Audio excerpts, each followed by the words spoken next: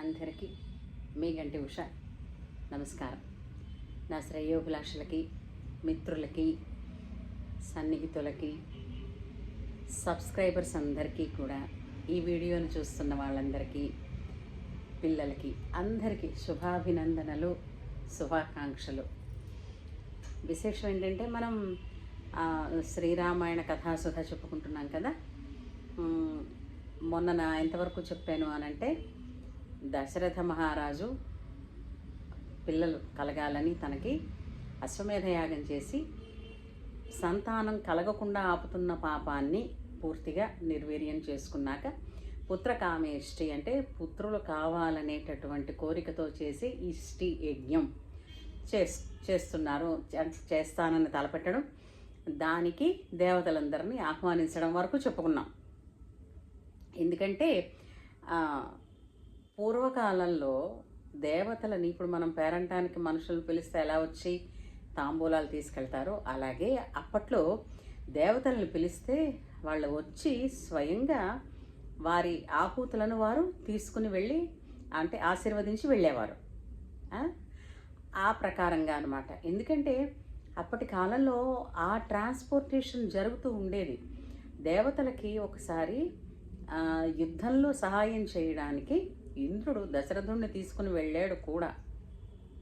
సరే, అయితే దశరథుడు ఎవరినెవరిని పిలిచాడు? మునులందరినీ పిలిచాడు, మహర్షులందరినీ పిలిచాడు, దిక్పాలకులందరినీ పిలిచాడు, దేవతలందరినీ పిలిచాడు. అయితే అందరూ వస్తారు కదండి. అలాగా ముందు అందరూ మునులు, మహర్షులు వాళ్ళందరూ వచ్చారు. వాళ్ళల్లో వాళ్ళు మాట్లాడుకుంటున్నారు. ఇప్పుడు ఎవరైనా ఇప్పుడు చూడండి, మనం ఓ పేరెంట్ అనుకో దేనికో లేదో ఒక పెద్ద పెళ్లి ఫంక్షన్లోనే ఎక్కడైనా కలిసామనుకోండి, మనం నలుగురం అక్కడ కార్యక్రమం ఒకటి జరుగుతూ ఉంటుంది. వచ్చిన వాళ్ళందరం ఒకరినొకళ్ళు పలకరించుకుంటూ కబుర్లు చెప్పుకుంటామా లేదా? కబుర్లతో పాటు అప్పటికి ట్రెండింగ్లో ఉన్న ఏ విషయమైనా, అది సమస్యే కావచ్చు, లేదంటే ఒక అద్భుతమైన విషయమే కావచ్చు, దాని గురించి మాట్లాడుకోవడం పరిపాటే కదా. అలాగే అప్పట్లో హాట్ టాపిక్ అంటాం కదా. ఆ హాట్ టాపిక్ ఏంటి అని అంటే, రావణాసురుడు అనేటువంటి రాక్షసుడు పెడుతున్నటువంటి బాధలు.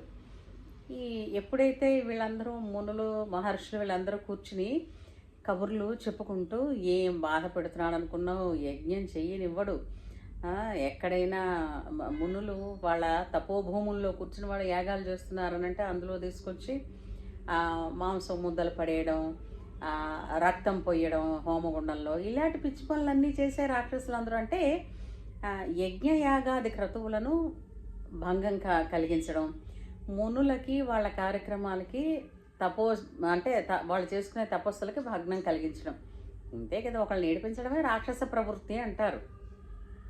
అయితే అలా చేస్తూ ఏమిటి చేయమన్నా వాడికి ఒక విరుగుడు లేదు, వాడిని ఎవరు నిర్గ్రహించేవాళ్ళు లేరు. ఎందుకనంటే బ్రహ్మ అలాంటి వరాలు ఇచ్చేసి కూర్చున్నాడు, మనందరి పీకల మీదకి వచ్చిందని పాపం వాళ్ళందరూ బాధపడుతూ మాట్లాడుకుంటూ ఉండగా దిక్పాలకులందరూ వచ్చారు. ఏమిటర్రా మీరు అదే ఎలా ఉన్నారు, ఏమిటి అందరూ బాగున్నారా అని మాట్లాడుకుంటూ, ఏమిటర్రా ఇందాకలా సీరియస్గా మాట్లాడుకుంటున్నారు అని అంటే, ఇదిగో ఇలాగా ఆ రావణ బ్రహ్మ చూడు మహా బాధపడుతున్నాడు కదా అని వీళ్ళు అనుకుంటారు. అయితే ఇంతకీ రావణ బ్రహ్మ, రావణాసురుడు అంటాం కదా, అతని అసలు పేరు ఏమిటో తెలిసిందా? దశగ్రీవుడు. అంటే 10 తలలు ఉన్నవాడు దశగ్రీవుడు. అయితే అంటే తల్లిదండ్రులు పెట్టినప్పుడు పేరు ఏంటంటే దశగ్రీవుడు. అయితే రావణ అన్నది అతనికి బిరుదు కింద అతను వాడుకుంటున్నాడు. వాడిని రావణ అని తిట్టాడు ఈశ్వరుడు. ఏమిట్రా అంత కర్ణ కఠోరంగా అరుస్తావని. అందుకనమాట. అంటే అది వేరే కథలేండి. అయితే రావణుడి గురించి మాట్లాడుకుంటున్నాం. ఏమిటి అనుకుంటున్నాం, అడక్కు మరి రావణుడు పెట్టే బాధలు అని మునులు అంటూ ఉంటే, దిక్పాలకులు సైతం మిమ్మల్ని ఏమిటి మమ్మల్ని కూడా హడలు కొట్టేస్తున్నాడు. ఈ ఇంద్రుడు కూడా ఒకసారి రావణుడి కొడుకు ఇంద్రజిత్తుతో చితక్క అంటే యుద్ధంలో ఓడిపోయాడు, తన్నులు తిన్నాడు. ఇలాగ ప్రతి దిక్పాలకులు కూడా ఆయన వల్ల బాధలు పడ్డవాళ్ళే. ఈ లోపల బ్రహ్మగారు వచ్చారండోయ్. బ్రహ్మగారు వస్తే ఎలా వస్తారు? మంచి ఆయన కూర్చున్న ఆసనమే పద్మం కదా. ఆయన కూర్చున్నారు, అంటే వచ్చారు ప్రశాంతంగా. ఆ, వచ్చి కూర్చుని వీళ్ళందరితోటి ఏమన్నా అని పలకరిస్తే వీళ్ళందరూ సహజంగా ఏం చేస్తారు, అక్కడికి వెళ్ళి మహా ఇచ్చేవిలే గొప్పగా వరాలు రావణుడికి, అదేం వరాలు ఇచ్చేవయ్యా బాబు, మా ప్రాణాలన్నీ తినేస్తున్నాడు అని ఒక్క ప్రెషర్. వాడు తెలివిగా ఉన్నంతసేపు మనకు ప్రశాంతతనివ్వడు అని, వాడు నిద్రపోయిన తర్వాత ఏమైనా పనులు చేసుకోవాలేమో అనుకుంటున్నాం బాబోయ్, వాడి వల్ల బాధలు పడలేకపోతున్నామని వీళ్ళు అనుకుంటారు. ఏమిటి చేయమన్నా, వాడు అంతటి తపశ్శక్తి సంపన్నుడు రావణుడు. రావణుడు చేసినటువంటి తపస్సు అంతా ఇంత కాదండి, మహా తపశ్శక్తి సంపన్నుడు. అంటే మీకు సుందరకాండలో వర్ణన వస్తుంది. అతని రోమముల నుంచి, రోమకూపముల నుంచి, చేతి వేళ్ళ గోళ్ళ నుంచి కూడా తపశ్శక్తి ఇలా ప్రకాశిస్తూ ఉంటుందట. అంతటి తపశ్శక్తి సంపన్నుడు. సరే, ఏమిటి చేయమన్నా వాడు అలా తపస్సు చేశాడు, ఏమిటి ఇవ్వడం తప్పింది కాదని పాపం బ్రహ్మగారు మాట్లాడుతూ ఉండగా విష్ణుమూర్తి వచ్చారు. విష్ణుమూర్తి వాహనం ఏమిటి? బిగ్ ఈగల్, గరుడు వచ్చారు. వచ్చిన తర్వాత అందరూ కూడా అతన్ని పలకరించి సరదాగా మళ్ళీ అందరూ కూర్చుని మాట్లాడుకుంటున్నప్పుడు మళ్ళీ సేమ్ హాట్ టాపిక్. ఏంటన్నా, ఎందుకు అందరూ విచారవతనంతో ఉన్నారు, ఏమిటి బ్రహ్మ వీళ్ళందరూ కలిసి నిన్ను నిలదీస్తున్నారు? అక్కడ కార్యక్రమం జరుగుతోంది, పుత్రకామిష్టి.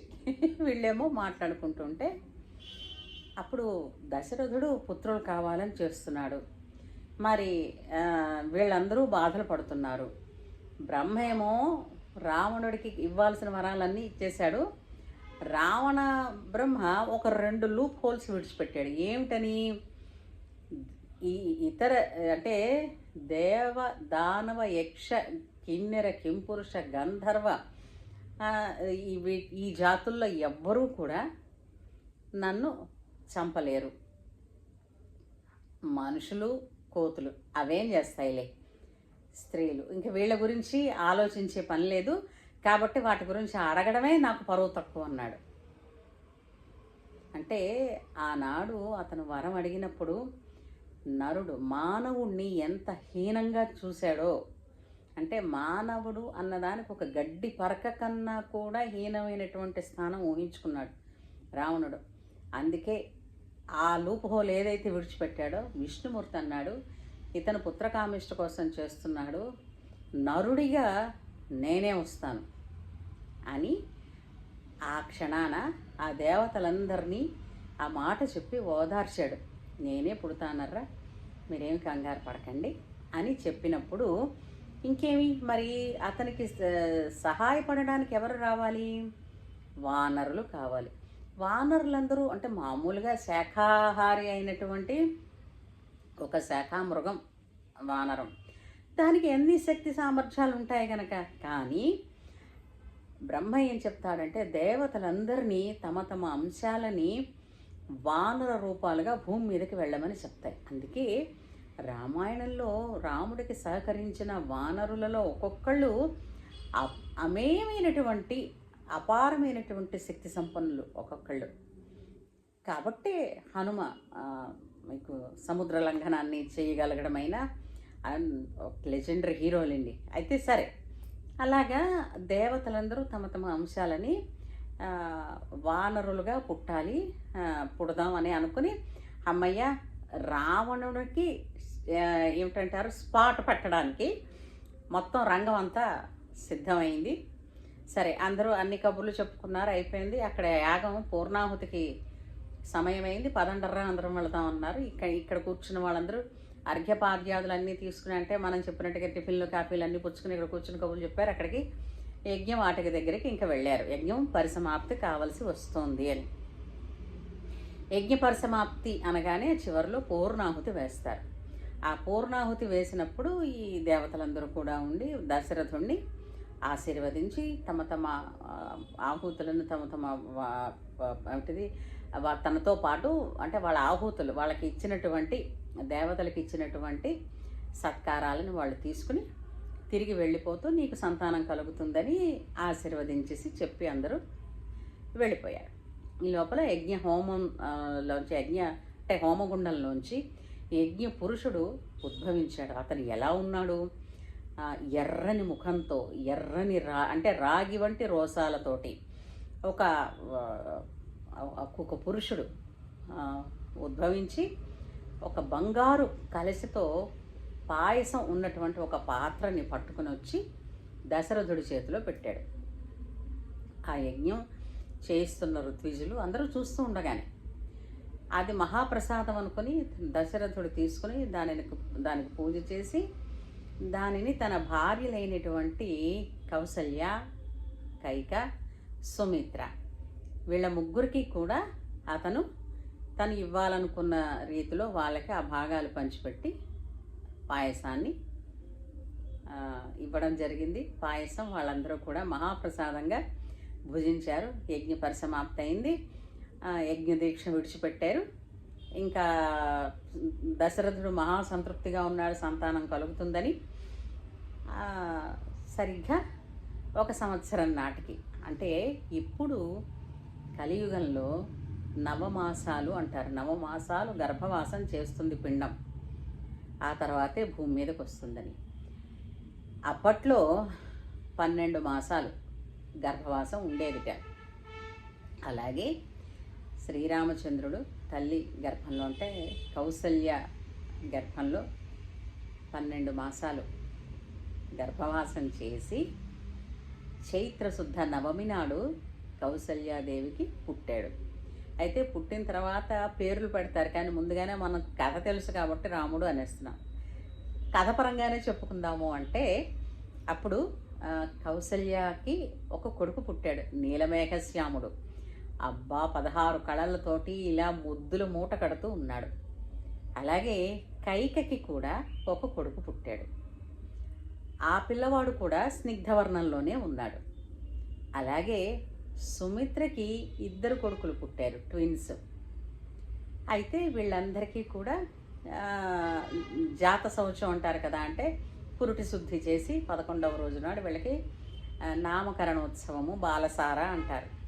అవి చేసినవాడు వశిష్ఠ మహర్షి. ఆయన కూర్చుని వాళ్ళకి నామకరణం చేస్తూ, నిజంగా ఎంత అదృష్టవంతులం అంటే మనం ఆలోచించండి. అంటే నోరు తిరగని వాళ్ళు కూడా సులువుగా పలకగలిగినటువంటి నామం రామ కదా.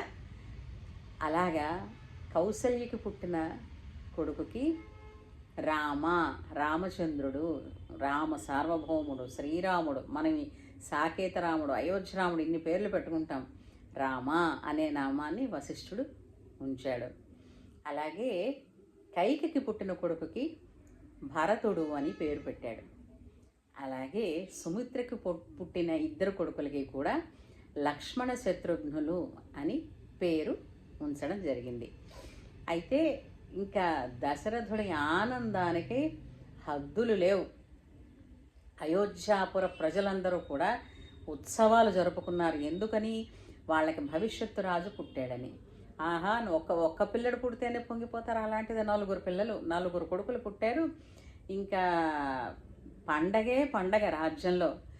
ఏ ఒక్కళ్ళు కూడా అసంతృప్తిగా ఉన్నవాళ్ళు లేరు, అర్ధాకలితో ఉన్నవాళ్ళు లేరు. అందరూ కూడా ఆనందంతో సంతృప్తిగా ఉన్నవాళ్ళే. రాజుగారికి పిల్లలు పుట్టారని అందరూ హర్షించిన వాళ్ళే. చాలా ఇలా ఆనందంగా గడుపుతూ ఉన్నారు. ఇక్కడికి రామ జననం జరిగిపోయింది. రాముడితో పాటు అతనికి తమ్ముళ్ళు 3 పుట్టారన్న సంగతి కూడా తెలిసిందే. దశరథుడికి ఇంకా రాజకార్యాలన్నీ కూడా మంత్రుల మీద పెట్టి పిల్లలతోనే ఆడుకుంటున్నాడు. ఎందుకనంటే లేక లేక లేక లేక కలిగిన సంతానం. రాముల వారు పుట్టేసరికి అతను 60,000 సంవత్సరంలో ఉన్నారు దశరథుడు. అంటే అప్పటి ఉండే అనుష్ఠానాలకి, ఆ యుగంలో ఉండే ఆయుష్కి ఆ విధమైనటువంటి దీర్ఘకాలం ఉండేదన్నమాట. ఇది రామజననం జరిగింది, విన్నాం. చాలా సంతోషంగా ఉంది కదూ.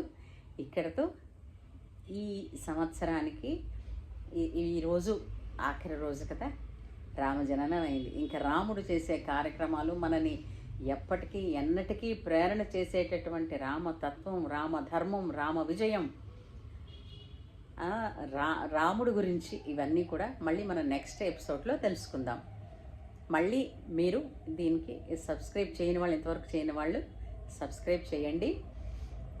మీ మంచి మంచి కామెంట్స్ ఈ కామెంట్ సెక్షన్లో తెలియచేయండి. మనం కలిసి 2025వ సంవత్సరంలోకి అడుగు పెడుతూ ఆనందాల్ని మీకు మాకు కలగచేయాలని శ్రీరామచంద్ర ప్రభువును వేడుకుంటూ ఉంటాను మరి.